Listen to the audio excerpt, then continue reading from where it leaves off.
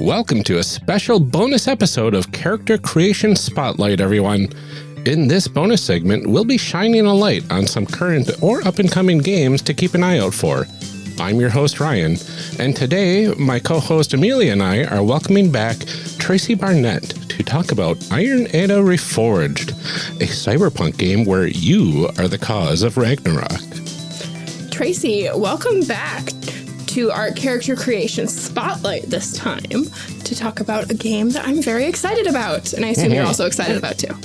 Yes, I'm extremely excited about it. I'm extremely happy to be here, and I can feel the warmth of the spotlight upon me. I'm ready to do this. We can all see you. It's shining. I am luminous.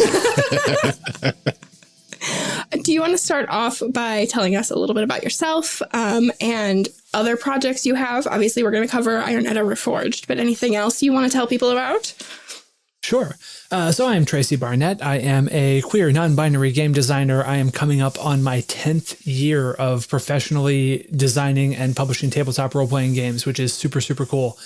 In addition to Iron Edda Reforged, I have a Patreon where I release small games as I make them. The entire model is pay what you can, so you literally get everything that I make and everything that I have ever made. It's all there in the posts. I work for the One Shot Podcast Network, where we are lovingly being hosted at this very moment. I'm a project manager for them. I edit the One Shot Podcast, and I am a relatively new parent as of 3 months ago. So my partner is very kindly watching the little one while I do my game stuff. I like that you include that under projects. Like, I should also start. Ryan and I should get on that. Like, projects. I made a person. I made and am caring for a human. Yeah. I have kept one alive for over a decade at this point, and I gotta say that's longer than I've kept any plant alive. So I mean, it's a very long campaign, but we're committed to seeing it through. So many highs and lows, though, just like a real emotional. Yep. And the system behind it is just indecipherable. It's really confusing, right? Especially like your first time sitting down to play it. It's just, it's really tough to it seems like the rules change every day. So I think of it more of a series of one-shots than at the end of the campaign. We can't agree on what edition we're playing. Nope, not at all.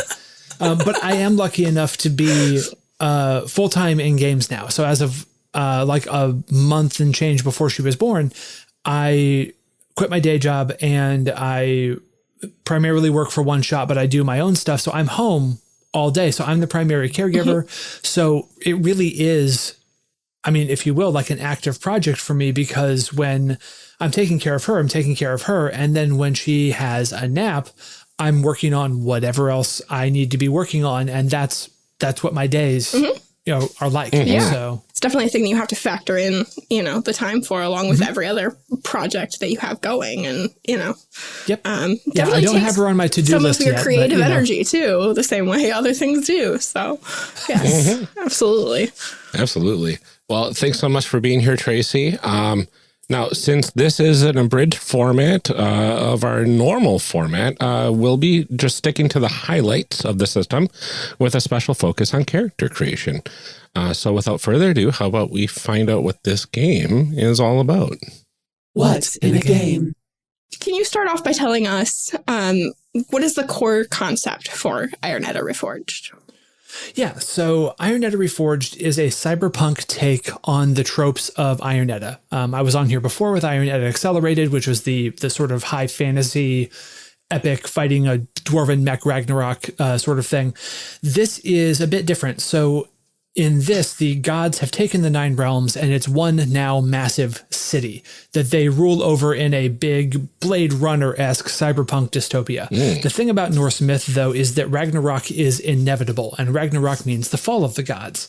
So in this game, Ragnarok is coming, but it's you. You and the community that you are a part of are going to rise up, and you're going to take down the gods. and it all starts in Jotunheim. Oh, that's amazing. Yes. Yeah. I'm ready to like dethrone God. Yeah. Yeah, it's pretty good. That's amazing. So that effectively answers the sort of setting that we play in and what characters do in this game. Is there any more refined details you can throw into there? Sure. So this project that we're looking at right now and the one that's coming to Kickstarter soon is season 1 of the game. So it features a particular set of gods, and it is set, as I mentioned, in the realm of Jotunheim. In this setting, the giants, there need to be bone bonded for it to be an Iron Edda game. That's one of the 3 core conceits. But in this game, the giants, when they're done forging the gods' creations in the realms of fire and ice, their bodies, their bones, their brains, their sinews and synapses are taken and turned into the computer network that the gods use. Oh, wow. So Jotunheim is literally the heart of the core network. So you have a half alive, half dead, semi-sentient, co-linked network of giants that is feeding you ads when you pull up your smartphone. Wow. Right? What? And the bone bonded, when they summon the bones, they're literally pulling the computer stuff out of like the walls and making the big thing that they that's beat amazing. down with. Yeah. So season 1 starts in Jotunheim. It features 3 of the gods. So it's Tyr, Mimir, and Thor. And then the plan is for there to be 6 other seasons that each focus on a different one of the realms. The final being Asgard, right? Where you will take down, because Odin is obviously the last that you get to sort out, as it were. That's amazing. Wow. What? Where did this come from? I know this is not a question that's up, but like, I'm just, because like, obviously you've been working on Iron Edda for a long time. And then like, where did this sort of like cyberpunk twist on it come from? So in the original Iron Edda Kickstarter, War of Metal and Bone, way back in 2013, I think, or 2014, I had a bunch of stretch goals where people were going to take the 3 core, I mentioned the 3 core conceits. The 3 core conceits is that Ragnarok is happening. Humanity is bonding themselves to the bones of dead giants to fight it. And everyone belongs to a warrior clan. Those are the 3 things that make Iron Edda, right? And there were stretch goals up to $100,000 because my eyes are far bigger than my stomach. And I had a bunch of guest authors who were going to come in and reframe Iron Edda however they felt like it. So we had sci-fi takes, we had other fantasy takes, we had superhero takes. And it's an idea that I still believe in because it's like the principle of you ask 2 artists to paint a tree, even if they're looking at the same tree, it's going to be different because they're bringing their own stuff to the effort. And I've been thinking about, I don't know, the world at large and how you could have some catharsis against the brutal hand of capitalism that overlays all of us. And I wanted to make more Iron Edda stuff. So it all just sort of came together because the twist on it being Ragnarok being you is super compelling, right? And I'm playtesting this with B. Zelda and Alex Flanagan and Jeff Stormer. And right? Just like not to name drop or anything, just some friends, close personal friends. Yeah. But we were doing the project, and part of my business model that I am doing now as a full-time creator is I want to do a zine-based Kickstarter roughly once every 4 months or every 3 months or so. Like once a quarter, I'm doing a zine because that gives a nice pop of income because I can make those at a profit. And I had a sequel to You Are the Dungeon that I was working on, and I wasn't feeling it. Like the juice wasn't coming. And so I floated the idea past them of what if we just took Jotunheim? What if we just did the realm we're doing as season 1 and then the others followed? And they were like, yeah, that seems doable. And so that's what we're doing. So the podcast of us doing the playtesting is coming out on September 28th when the Kickstarter launches, also hosted on the One Shot Network, podcast network. And when the campaign funds, I'm going to be producing an actual play podcast or an actual play video series with B. Zelda and DJ, also Big B's on Twitter, and Danny, Brutal Dan on Twitter. And we're going to have a 6-episode series that One Shot is hosting as well. Cool. So we're doing the Kickstarter is a zine and a podcast and a video actual play series. Very cool. That's so cool. I think the idea of like being the one that brings about Ragnarok is like a very timely, I think a lot of us have probably been very feeling the cyberpunk feels the last like year or two of just like, the corporate world just kind of taking over and sorry, like, world, your dystopia is showing. Yeah. Look, Ryan and I complain about capitalism plenty on this show. So I think that like your past 4 villains. I think it has. It's like, what is our villain? Capitalism. So I think like we've obviously been feeling that. And the idea of like being able to like do something about that is I really wanted to play a good cyberpunk game lately because it's very cathartic to be able to like actually do something about that instead of like the sort of like helplessness and flailing that I feel in my real life right now. So I think this is very timely too. Wonderful. What kind of materials do we need to play this game? I know that Iron Edda was a Fate accelerated game. Is this still in that same system? Are we doing something different? It is something different. It has its roots in other systems. Like there are things about it that are reminiscent of Fate. But really you just need D6s because the big sort of cyberpunk game in the industry is Shadowrun, right? That's the one a lot of people have heard of. And so I riffed on that. The dice mechanic is very much Shadowrun, right? You have a pool of dice, there's a set difficulty target number, and you're looking for 5s and 6s as successes. Okay. But there's a lot of other stuff that it has going on that we'll get into, because even though this is just an abridged version, the system is really compact. Okay. So we'll literally hear about all of it without much of an issue. So we don't have to learn Shadowrun to play this game. No, that's what I'm hearing. No, not at all. I just want to like put that out there for everyone. You don't have to learn Shadowrun. You can just play this game. Because I don't want to learn Shadowrun. Like I love the Neoscum podcast. I don't think anybody that's ever played playing Shadowrun. I don't want to learn it. No, I just want someone to tell me what a stat and ability I need to put together, and then I can roll my D6s, and then you can figure out the math. Right? Yep. Like you tell me how many forklift. I'll throw them on the table, and then we'll go. Yep. Yes. Yeah. Exactly.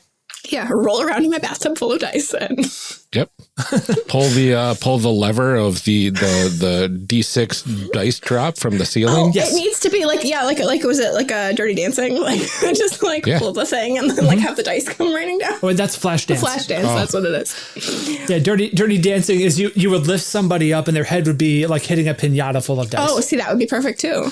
Yeah. You could have the time of your dice. I'm thinking of the slime from You Can't Do That on Television. That's good too. Only D6s. What I'm hearing is we need a tank and a lever, and you pull it, and D6s come out. Yep. Where's the Kickstarter? I don't know, Tracy. You're the expert here. You tell me where the Kickstarter is. You're right. I'll cop to that. When you're right. Okay, so what sort of characters then can people make in this game? Whatever you want, literally. So the only thing that is true about all the characters is that every character belongs to one of the 9-10 warrior clans. They are all listed out. They're the same warrior clans in the previous Iron Edda games. So they are Bear, Bone Bonded being the 10th, not really a clan in a traditional sense, but it's still there. Dragon, Hammer, Horse, Ox, Raven, Snake, Wolf, and Sparrow. So the cool thing about characters in this game is that they are super, super duper easy to make. And there's a really good reason for that. When you start off, you'll do neighborhood questions the way that we're going to do here in a little bit, and you'll make your characters. But say you meet someone new, like the neighborhood matriarch or the person who owns the club that you all go to, right? Whenever you meet a new character, and I'm not even saying NPC on purpose, when you meet a new character, the group stops real quick and makes that character, with every player contributing one of the 3 details that a character needs. The reason you do it that way is because when we watch stories on television or in a movie, we rarely, if ever, just see the story from one character's perspective, right? Mhm. There's another scene where you can have dramatic irony. Well, this character is doing this thing, but the other character doesn't know about it, right? In Iron Edda Reforged, your group can switch characters as often as you want to. Oh, very cool. So if you make someone and you're like, yo, this person is really, really cool. I want to see what their life is like amidst all of this and how they're contributing to the revolution. Cool. You switch to that character. If they're already made, someone takes them over. You make a few more people around them for a scene. You define the end goal of that scene so everyone has a framework to role play off of. And then you make the new characters. You choose who you're playing and you do a scene. And then suddenly you've got another group of characters and you can have like Charlie Day-esque pointing back at the conspiracy map. Like you can have a web of people that you've all made and you can tell this story from whatever perspectives are most effective for you. Wow. Very cool. Yeah. Really, really cool. Very cool. Oh my gosh.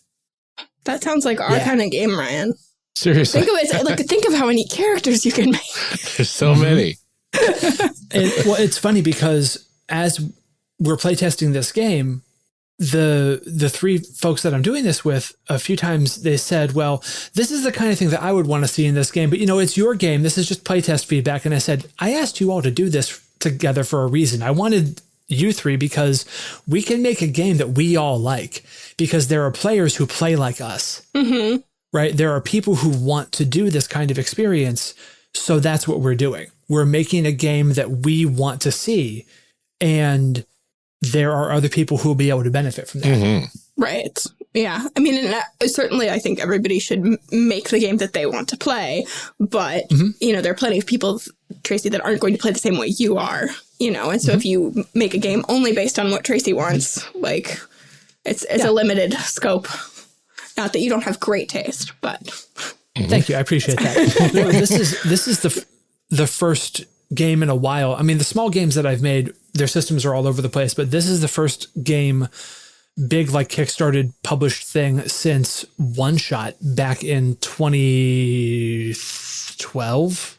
No? Yeah, 2012. That is my own system, top to bottom. Nice. So that feels pretty cool too. Yeah. That is pretty cool. Yeah. Oh my goodness. So this is the fun part. Can you walk us through the process of character creation? Let's make some people. I can. We will start, as with every Iron Edda game, at least the ones that I write, with making a neighborhood first, because you have to know the context for the characters before you can make the characters. So I gave you all a link to the document. Yes. We're on page 8. There's only one neighborhood and its attendant questions written right now. And that neighborhood is the same one featured in the podcast that's coming to One Shot shortly. And that is the neighborhood of puppet strings. There was an uprising long ago. No one remembers who started it.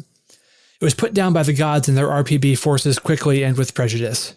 Those who survived fled to the area that became known as puppet strings, a massive collections of ligaments and tendons, all linked cargo transportation systems throughout Jotunheim. The area was thought to be uninhabitable, but one of the survivors noted a pattern to the movements and began to build. Now puppet strings is a relatively safe portion of Midgard for those who wish the gods ill. Buildings and platforms move and shift seemingly at random.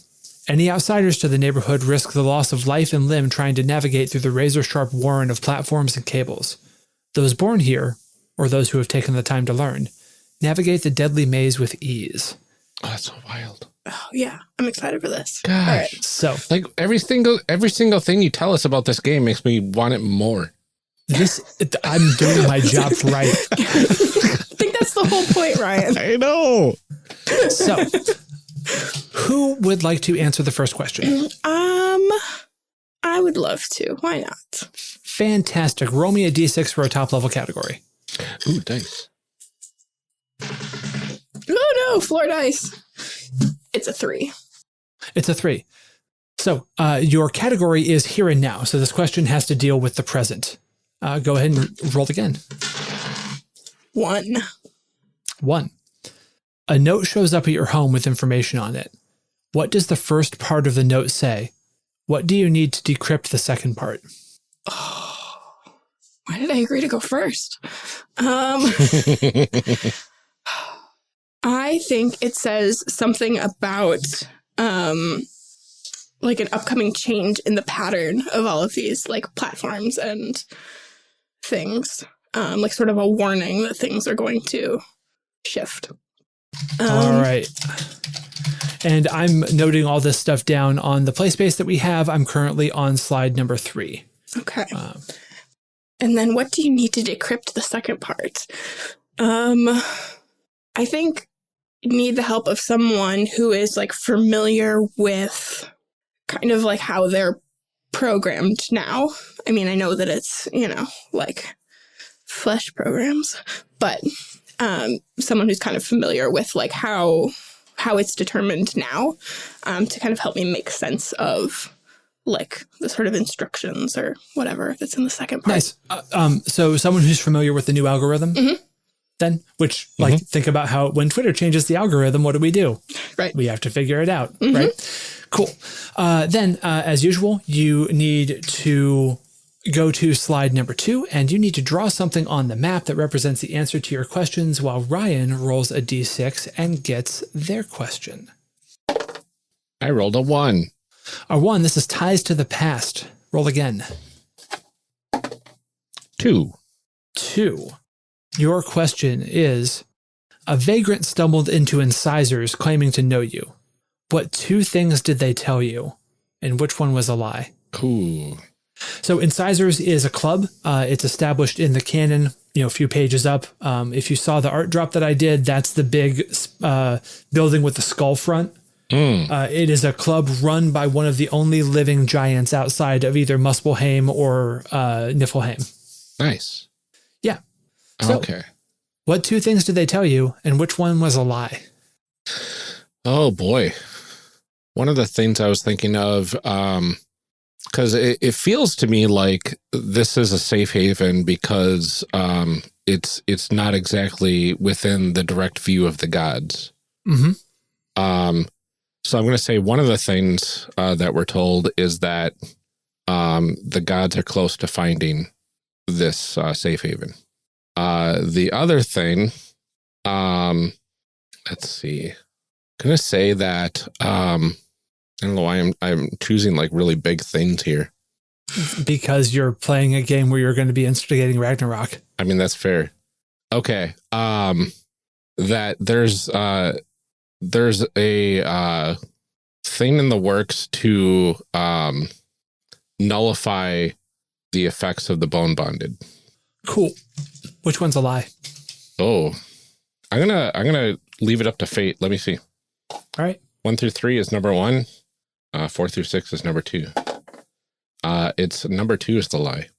Okay. The lie is about, which I think is perfect story-wise, right? That seems like the exact kind of thing that like a state-run news agency would put out there. That's fantastic. I love it. Cool. Go ahead and draw something on the map to represent your answer to that question. And I will go ahead and roll questions for myself. So we got a 6, which is Mists of the Future. And the question is number 2.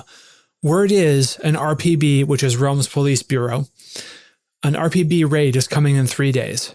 What do you need to help hide before then? And why will that be so difficult? So I think that to hide from the raid, I think that we're sheltering a group of new bone bonded, and their presence is going to need to be hidden. And the reason that's going to be so difficult is because the giants that they're bonded to, they've recently been part of like other programs and subroutines and algorithms that the gods have been mandating. So now they've got freedom in the network for the first time in who knows how long. So their giants are like kids on the last day of school. Oh, right? Yeah. And the bell's just rung. So the giants are freshly released and running amok. Awesome. So on my little space here, I'm just going to... Is this an eyeball, Ryan? Yeah, because the gods are they're watching. They're watching. Somebody's see you. watching. And we're going to put that over there, and we're going to change that color to yellow. So that's like a computer system with like a lightning bolt running down into it because everything is just going on the fritz. Overpowered. All over the place. Exactly. So that is the framework within which our characters exist. So we now move to slide 4. And this is all you need to make a character in this game. Wow. Every character has a name, their warrior clan. There are 3 details. Details are like aspects in Fate, right? They're short, descriptive, true phrases. Every detail is linked to a number. That number is the number of dice that you roll when you are in a risky situation, or the uncertainty would be beneficial to the story, right? Mm-hmm. Any other time, you either succeed at the action outright just because it makes narrative sense for you to do so, or when you are in a risky situation and you want another control point back, which is what you use to highlight a detail and re-roll your dice, you can choose to fail an action on purpose. And that gets you a control point. It's the opposite of like a GM compel, right? Because the mechanics of that are a little sticky for me. When playing Fate, it's not my favorite part of the system. And so I just got rid of it and made player-driven failure the mechanism by which you get more points back. It feels a little like the belonging outside of belonging, a little bit like that mechanic. Who's been reading a lot of belonging outside belonging games recently? That's me. Yeah, who could it be? So all you need to do is come up with a name, pick one of the 3 warrior clans that we have available to us, and then write in your details and drop in some gear if you want to. Choose some pronouns. There will be genders listed with each of the warrior clans, and they are going to be very much sleepaway style genders, like a rusted sword, the battle cry of a dying warrior, right? Like those are going to be the genders for this game. Cool. So Amelia, since you went first, if you'll take the leftmost box there, Ryan, if you'll take the middlemost, and I'll take the one on the right side. All right. Cool. And I'll let you 2 choose your clans first, since we only have 3 to choose from. We have Wolf, Snake, and Bone Bonded as of today, because the others are not written yet. Okay. Can you tell us a little bit about the wolf and the snake? I know what the Bone Bonded are, but I don't remember the other ones. So, wolves, their archetype is group cohesion and recruitment. Wolves are the glue that holds their group of friends together. More than a few have the ancient phrase, "the pack is all," held in a place of honor in their home or tattooed on their body. Their abilities involve teamwork, setting up their allies for success, and tending to those they care about. They aren't the face of any given group. That honor is reserved for sparrows, but they do have a tendency to bring the most recruits in for the fight against the gods. And then snakes. Stealth and covert operations is their overarching theme. Get in, secure the asset, and get out, unsuspected and undetected. This is the way of the snake.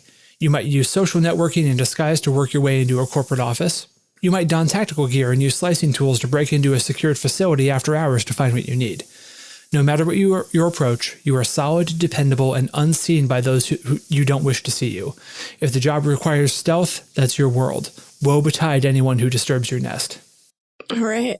Ryan, I remember you did Bone Bonded last time. I did do Bone Bonded last time. I do remember that. And I'm going to read the Bone Bonded just because we're on an audio medium here. Yes, so, go for it. The gods didn't just take the bodies and bones of the giants for their networks. They also took the giants' spirits and harnessed them.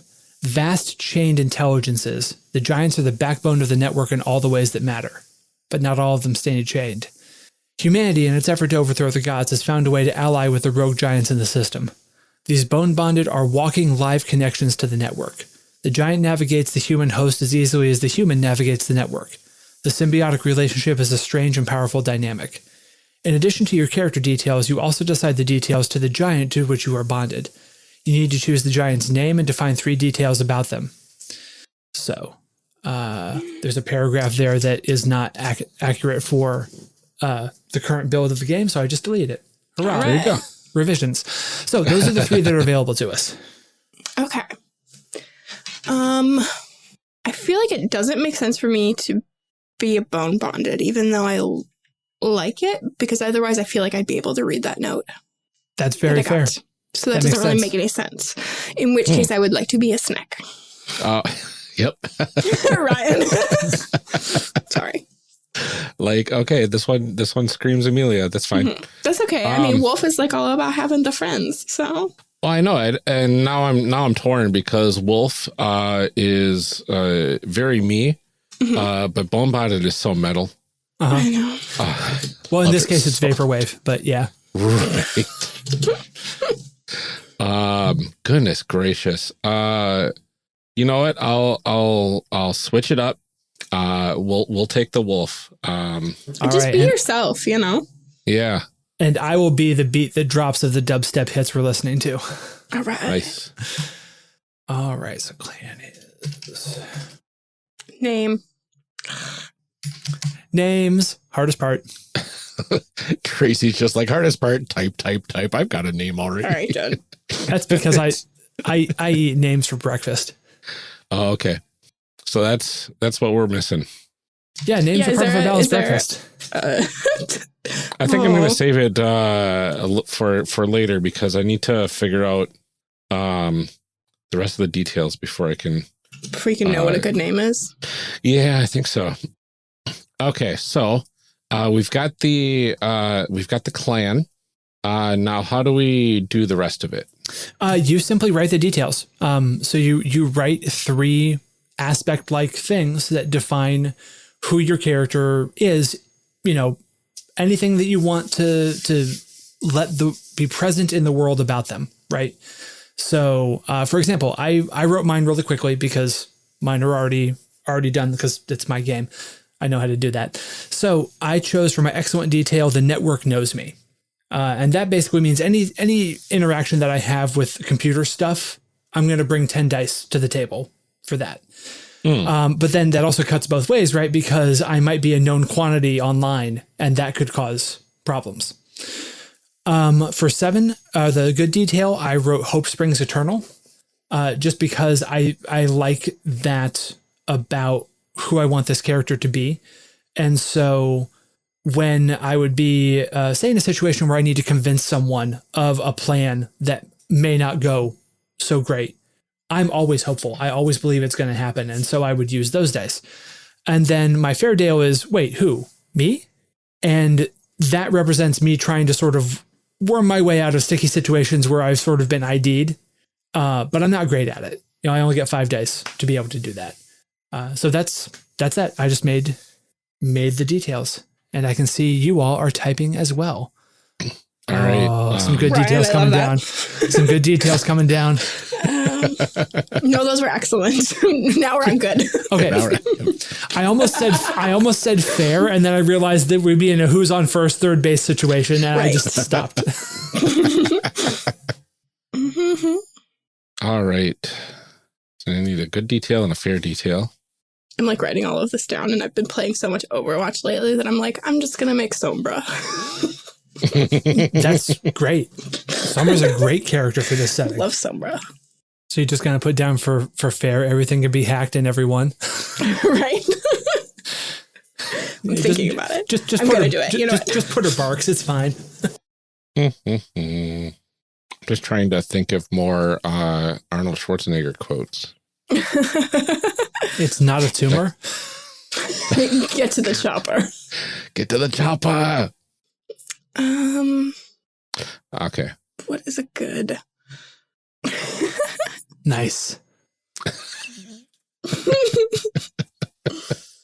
I want to give myself like really weird gear, but like then I'm like, you would never use that in a game. But then also I'm like, you're not playing this game, so it probably doesn't matter. I could give myself whatever I want. Also, it's a cyberpunk game. Gear can be like really esoteric and weird. That's true. Okay. Yeah, I mean, I got to go with it. Do it. Were you just looking up Schwarzenegger quotes? I was. I was trying to find ones that fit the Wolf clan well enough. Awesome. So for my excellent detail, I went with "Come with me if you want to live," and then my good detail: "If it bleeds, we can kill it." And the fair detail: "I'll be back." So I'm thinking like the first one is like trying to rally people or whatever. I'm assuming we can interpret it throughout the game. To come with me to convince people, basically. The second one, it would be for trying to pep talk people into going up against the odds. And then the last one is I'm always gonna have your back effectively. Nice. Yeah, I went with, from excellent detail, I share the city's heartbeat, which I wanted to be just like being able to like move silently or sort of like in rhythm with all of the other things that are happening. Nice. My good detail, I picked It's a Shortcut, which is just knowing my way around everything and how to, we talked about the platform sort of moving at random and like knowing that, really, really well. And then my fair detail, I went ahead and picked Everything Can Be Hacked. Awesome. So there are also 3 slots for gear. Gear is just something that you name. You get an extra die to your pool if your gear can help you in a situation. And if you're in a situation and your gear is going to hinder you, then the narrator, or if you're playing GM-lessly, because this game is like so close to being GM-less, it's not even funny, then you'll take a die away from your pool, right? Really simple, really straightforward, just a narrative little thing. I actually pulled that mechanic from School Days. That's how the ranks in School Days work. So like I picked slicing tools, illegal, in parentheses. So if someone spots them, right, that's not good for me. I've got a boot knife, and then I have a bullet that is made from the ashes of my dead mother compressed into a ceramic bullet. Wow. Yeah. That's hardcore. Yes, it is. And then, and gear can be filled in the moment too, right? If we're in a situation, you can just be like, oh, right, I've got that thing. And as long as you have a gear slot available, sure, you've got that thing. And then you just need to give yourself some names. Yeah, the only gear I came up with so far was a tactical turtleneck, because that seemed like a thing I would need. Yeah. Ryan, I think your character's name should be Connor Johnson. Connor Johnson? Yeah. John Connor from Terminator. Oh my goodness. That's very that's very good. I'll think on that. I need two more gears. Connor Johnson.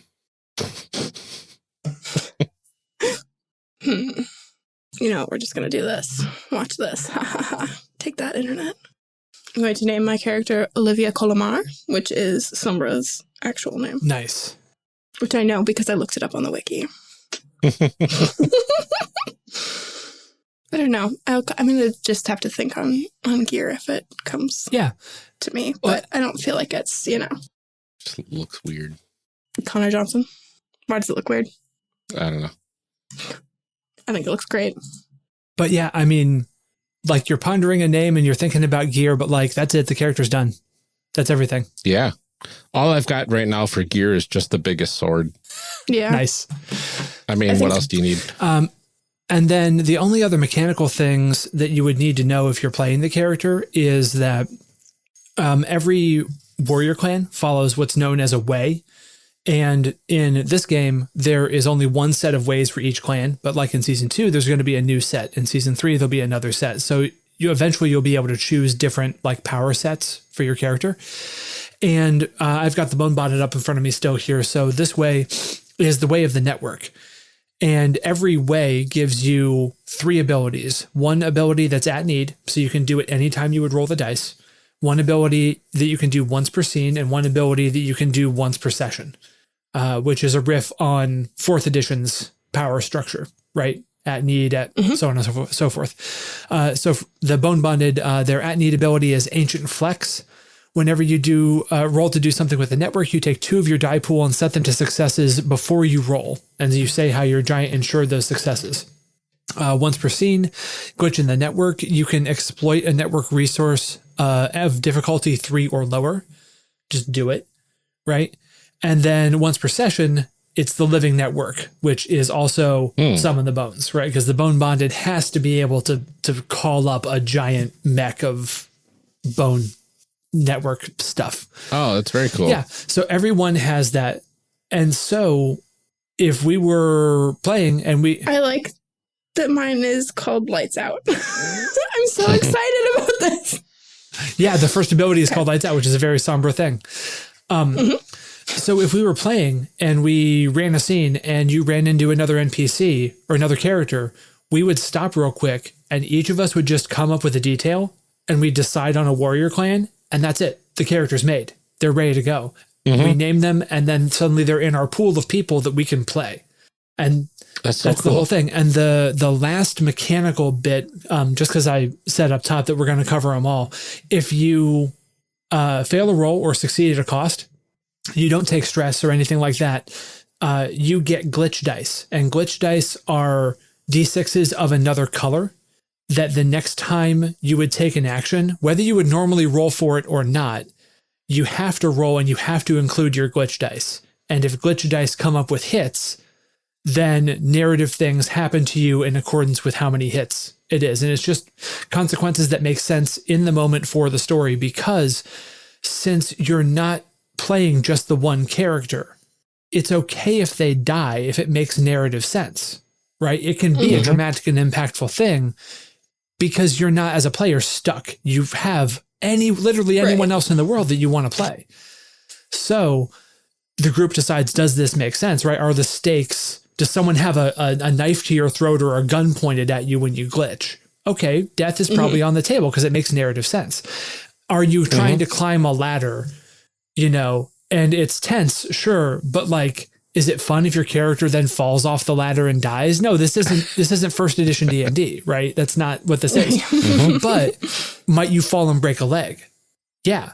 And then you have to just remember, my leg is broken, and you're going to play the game as if your leg is broken, and it will be broken until you get it. Like, it's a lot of the impact of this stuff is narratively driven.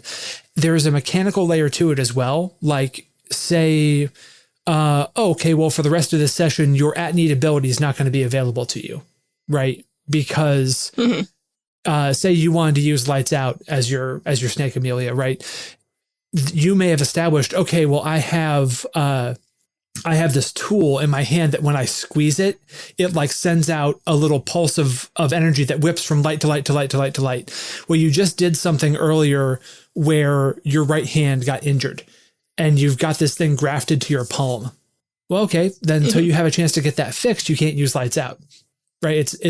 None of this stuff is like... Oh, like me right now where I can't do things with required squeezing? I may have woven a little bit of real life into your character, but it was actually completely unintentional, and it's really funny that happened, but... It was just because this morning I was trying to put dry shampoo in my hair too, and I can't push down the thing on the bottle, and I was like, oh, no, yeah. I'm stuck. But the point is that glitch dice just bring to the table narrative consequences for risky actions that make narrative sense, right? Because this game is very much in the wheelhouse of playing this game as telling a story together, because we know the end result.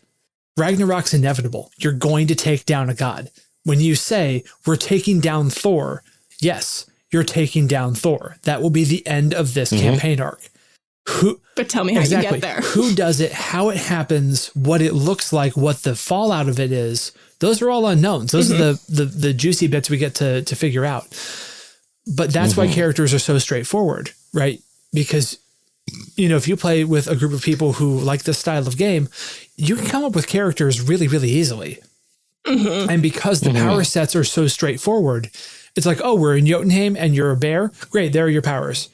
Oh, wait, this ox is from Svartalfheim, the Dark Elf realm. Oh, their powers are going to be this, right? Which that season is not written yet, but still, you get the idea. It's really flexible. You still can make compelling and deep characters who have like a lot that you feel like you know about them. And you can switch from person to person to person to person as much as you want to, or as little as you want to. This feels like it would be a really good game for a West Marches campaign, because you can switch characters easily and move people in and out. Yeah. And, there's a lot going on and you're kind of playing in a sort of set place. And I'd love to see a campaign like that of this game. I feel like that would be a lot of fun. There's like a lot of opportunity for something like that here. Absolutely. But yeah, that's it. That's the whole, that is literally the game tip to toe. Love it. Oh, very nice. This is so cool. That's so cool. I was really like, I've been kind of watching on Twitter and everything and like, watching it form, but have been very confused, I think, about like, I'm like, oh, but I really like Iron, but like, how is it different? How does it work? This is like, this is exciting. It's still Iron Edda, right? Like, and that's the thing that I think is so cool about, and you could do this with any number of properties. I'm just happy that I've chosen to do it with Iron Edda. But when you define what makes a thing what it is, you can then apply those things either in different contexts, or you can flip them a little bit, and it's still the same thing, but the way you play it out is totally different. And which is why I'm glad that you decided to do it with your own game, because I think that you of all people obviously have the strongest sense of what those core pieces of the identity are. I mean, and you've explained them to me several times, but I still don't think that I could like do it as well as you can, of like, this is what makes it an Iron Edda game. Now I can play with all of these other pieces. Right, but now that you've seen it in two different contexts, if you had a wild hair to be like, oh, I want to make an Iron Edda game that is set in a perpetually underground civilization that blah, blah, or whatever, like, I firmly believe you could do that, right? Because once you see that reapplication, it sparks something, right? It helps you think about what else it could be. Yeah. Yeah. I'm really excited about this though. Like, this has like some of the, like, I've loved Iron Edda since I play tested it that one time years ago. Gosh, that was a really long time ago. 2017. No, wait, time. It would have been 2000. Yeah, it was 17. Anyway. Yeah. 17. Yeah, it was my first Acadecon. Yeah. But I have been craving like a good cyberpunk game that isn't Shadowrun. And I'm excited about this. This is really cool. This is really cool. I'm really, really hype about what we've been able to come up with. Yeah. Yeah, absolutely. You should be. Absolutely. Before we go, is there anything else that's really interesting from the Kickstarter that you want to highlight that we haven't gone over yet? So I will circle back, and I want to re-highlight the podcast and the video actual play, because there are specific reasons that I chose to do these alongside a zine project, right? I think all three of us have backed a lot of Kickstarters, right? Especially a lot of Kickstarters for other games. I think each of us can say that we have played somewhere between 5 and 10% of the Kickstarters for games that we have backed, and not because the games weren't finished, but because we didn't play them, right?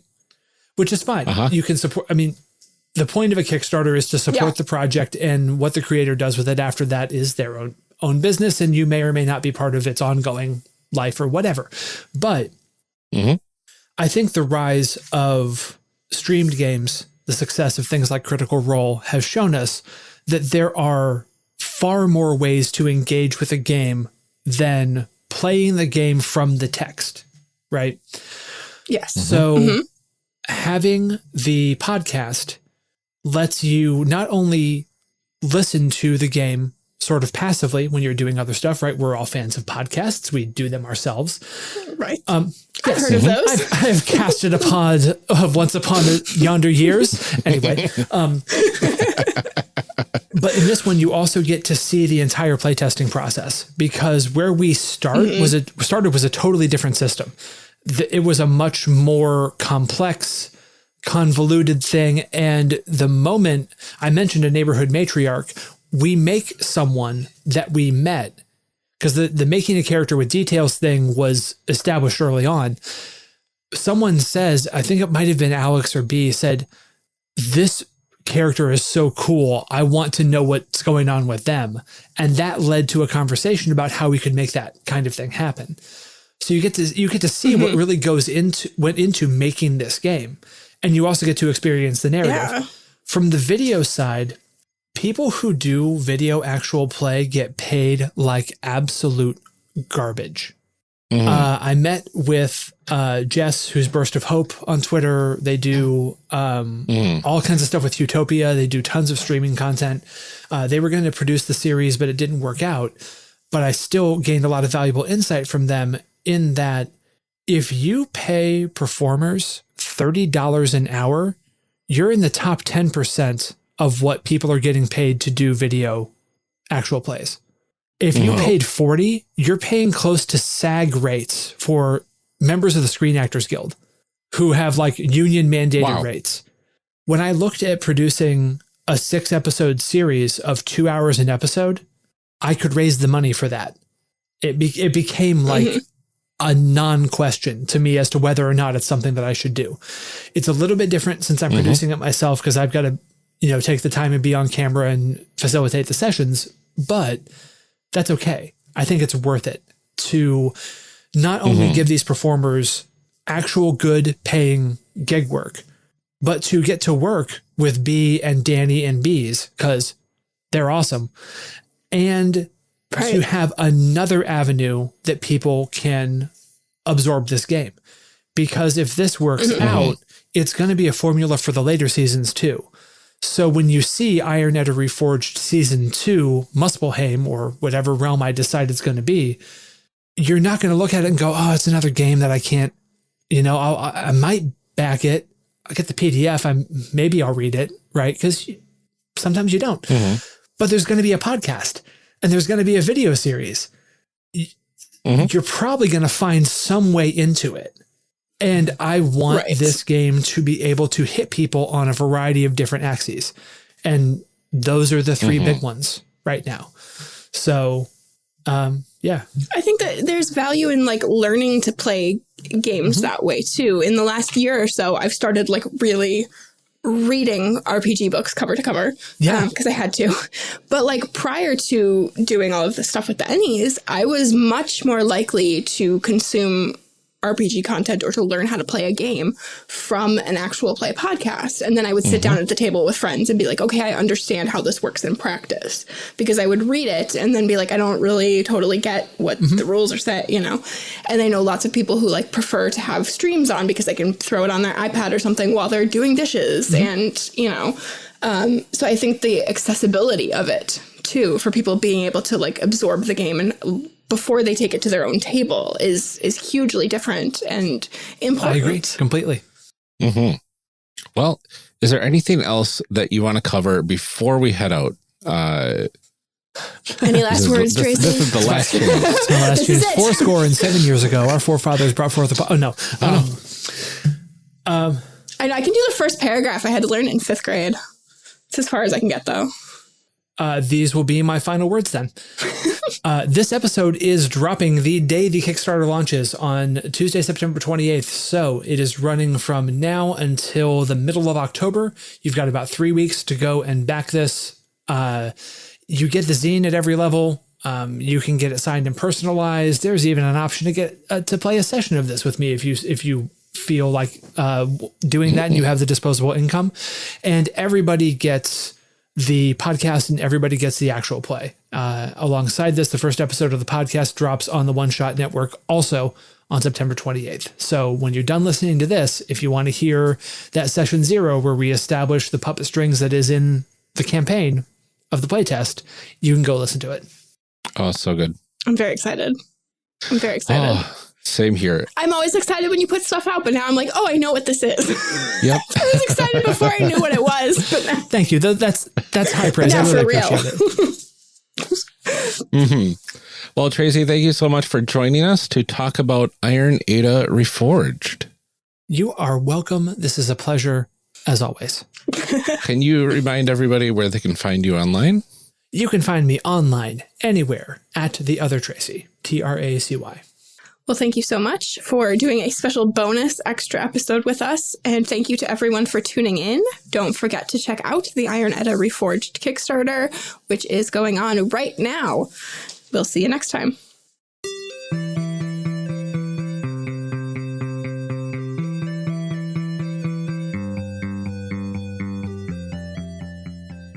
Character Creation Cast is a production of the One Shot Podcast Network and can be found online at www.charactercreationcast.com. Head to the website to get more information on our hosts, this show, and even our press kit.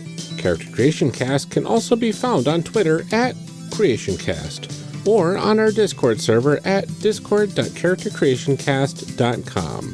I'm one of your hosts, Ryan Bolter, and I can be found on Twitter at Lord Neptune or online at lordneptune.com. Our other host, Amelia Antrim, can be found on Twitter at Ginger Reckoning.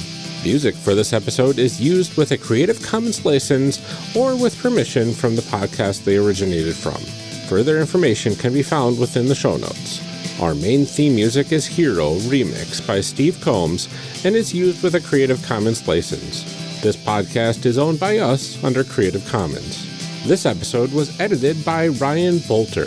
Further information for the game systems used and today's guests can be found in the show notes. If you'd like to leave us a rating or review, we have links to various review platforms out there, including Apple Podcasts, in our show notes. Also, check the show notes for links to our other projects.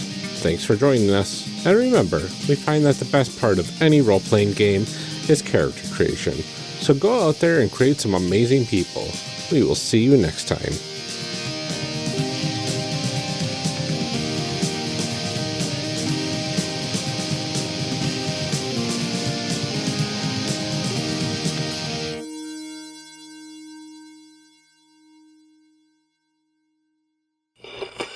Now we gotta read some show blurbs. Show blurbs. Show blurbs.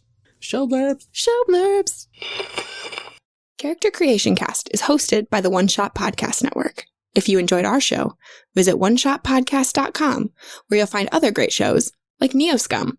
Neoscum is a narrative comedy podcast featuring 5 Chicago improvisers antagonizing their way through the role-playing classic Shadowrun. It follows a group of misfits and outsiders: Z, the acerbic cyber troublemaker; Pox, the candy junkie klepto from across the pond; Tech Wizard, the public access actor with a petulant thirst for adventure; and Dak Rambo, the nastiest trucker this side of the Robo-Mason-Dixon. Join the irascible Neoscum crew on a puerile rockin' road trip through a weirdo world of tomorrow, doling out street justice to every deeb they encounter, whether they deserve it or not. I am recording. The waveforms. We have waveforms. Yay, They are there. waveforms. And they're delicious. Forming the waves. Forming the waves coming from my mouth.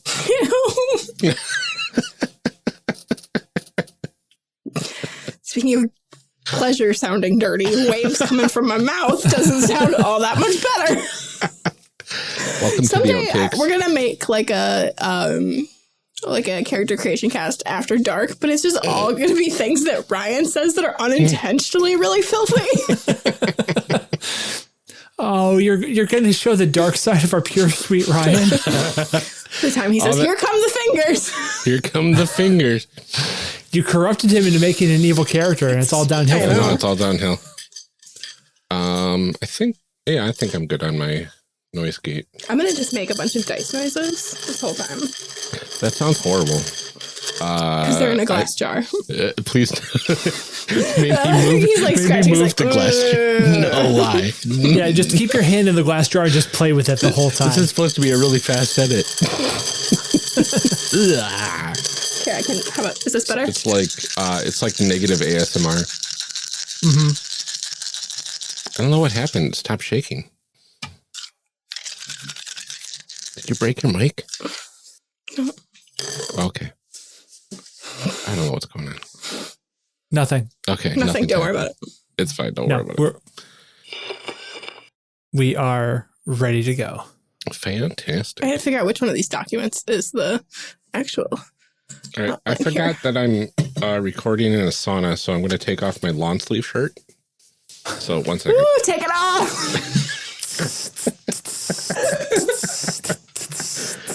Oh.